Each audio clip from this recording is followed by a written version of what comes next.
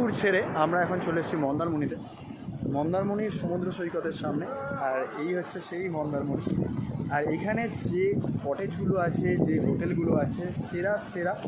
কারণ আমরা দীঘাতেও কাটিয়ে এলাম, দীঘা তো সত্যিই ভালো, ওল্ড দীঘা নিউ দীঘা দুটোতেই ভালো ভালো রুম আছে।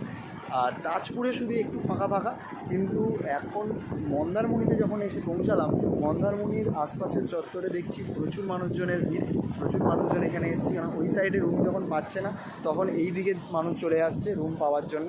তো এই দিকে এখন প্রচুর মানুষজন এসে রুম নিয়েছে।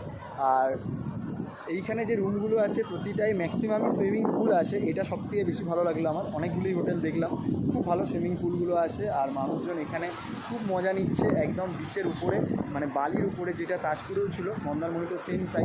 আর দীঘার ক্ষেত্রে তো তোমরা প্রত্যেকেই জানো নিচে নামতে হয়, বোল্ডার থাকে, অনেক প্রবলেম হয়। তা এইভাবেই আজকের দিনটা আমার কেটে গেল। আর আজকে প্রায় আমাদের বাড়ি যাওয়ার দিন, আজকে লাস্ট। Thank you.